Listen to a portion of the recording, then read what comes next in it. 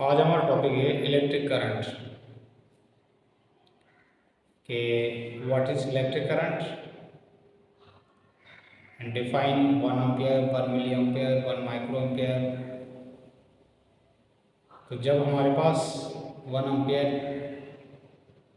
या 1 milli ampere या 1 micro ampere की डेफिनेशन आ जाती है तो थोड़ा सा ये कॉन्सेप्ट से हमें करना पड़ता है।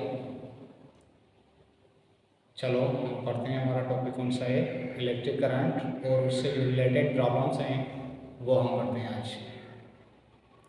तो सिंपल इलेक्ट्रिक करंट क्या होता है कि जब हमारे पास कोई भी कंडक्टर है उसके क्रॉस सेक्शन एरिया में से कितने इलेक्ट्रॉन्स पास हो रहे हैं एक सेकेंड में, या कितनी जो चार्जेस है वो पास हो रही है एक सेकेंड में, उसे हम क्या कहते हैं, इलेक्ट्रिक करंट। या the rate of flow of electric charges through a wire, किसी भी वायर में किसी क्रॉस सेक्शन में से कितनी जो चार्जेस है वो पास होगी पर यूनिट टाइम में। तो हम क्या कहेंगे, the rate of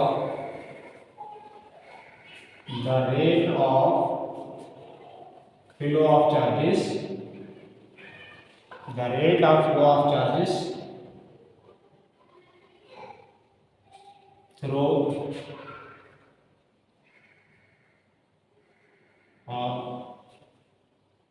cross section of a conductor is known as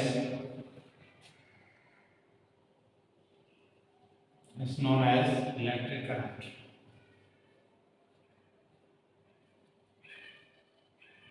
The rate of flow of charges through a cross section of a conductor is known as a electric current। या simply क्या लिख सकते हैं, the flow of charges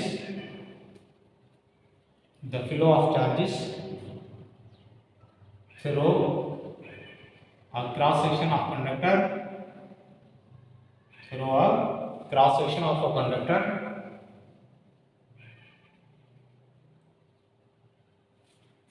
per unit time is known as electric current। तो definition क्या बनी, the rate of flow of charges through a cross section of a conductor is known as a electric current. तो यहाँ पे rate ले रहे हैं तो क्या आता है, टाइम रेट चार्जेस का इस कंडक्टर पे इस क्रॉस सेक्शन में। ये हमारे पास क्या है, इस कंडक्टर का या वायर का क्या है, क्रॉस सेक्शन है। इस क्रॉस सेक्शन में एक सेकंड में कितनी जो चार्जेस फ्लो होगी उसे हम क्या कहते हैं, इलेक्ट्रिक करंट कहते हैं। इसको डिनोट करते हैं आई से। तो अगर let Q be the charge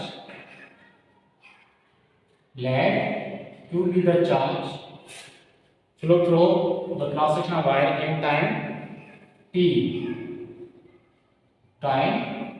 second, then current flow this conductor I is equal to Q upon T।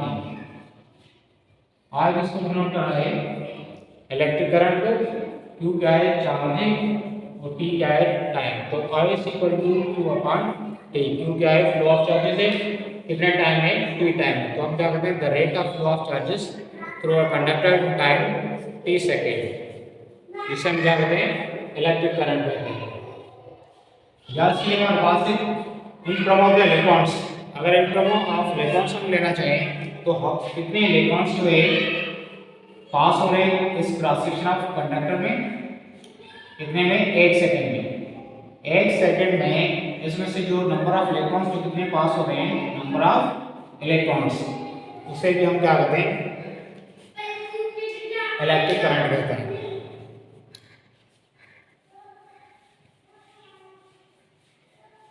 अब जैसे ये I इक्वल टू हमने लिखा है I is equal to Q upon T। अब Q की जगह पे हम लिख सकते हैं Q is equal to N E. Q क्या है, एन ई के। एन क्या है, number of electrons, number of electrons, और ई क्या है, charge on electron, charge on electron. So N is equal to number of electrons और E क्या है, चार्ज ऑन इलेक्ट्रॉन। तो हमारे पास फार्मूला क्या बनेगा, I is equal to N e upon T.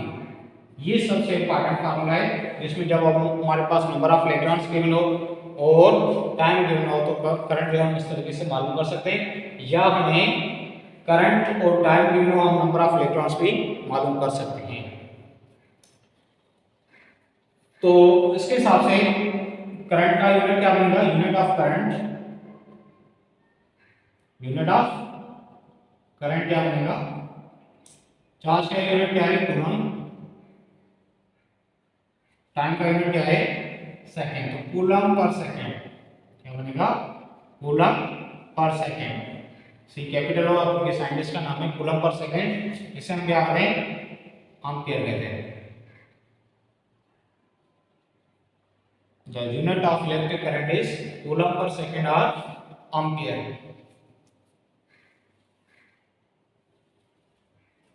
अब है कि problem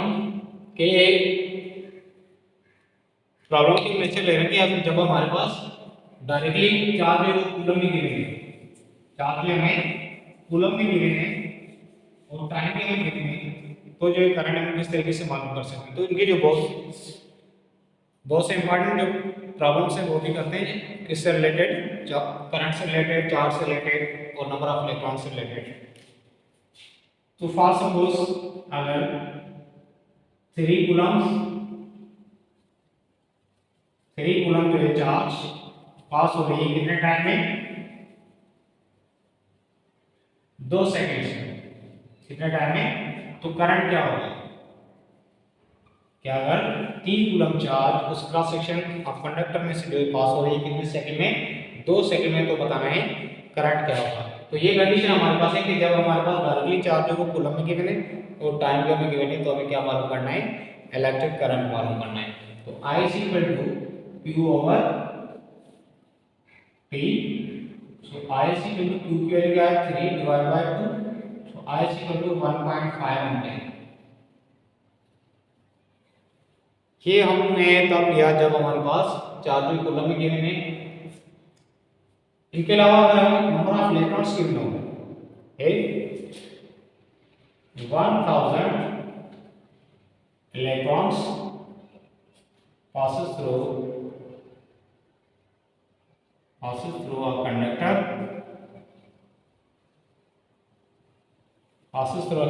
in 1 second. Find the electric current. तो नंबर ऑफ इलेक्ट्रॉन्स जो हमें गिवन है 1000, टाइम कितना है 1 सेकेंड, टाइम कितना है 1 सेकेंड है, और चार्ज ऑन इलेक्ट्रॉन कितनी 1.6 × 10⁻⁻19 कूलम।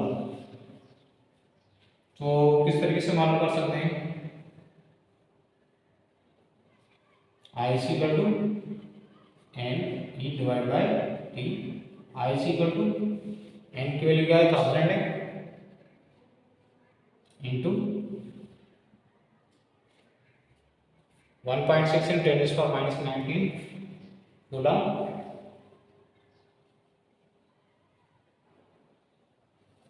डिवाइड बाय टाइम कितना है 1 second. So I is equal to 1.6 × 10⁻⁻16 ampere. 1.6 × 10⁻⁻16 ampere.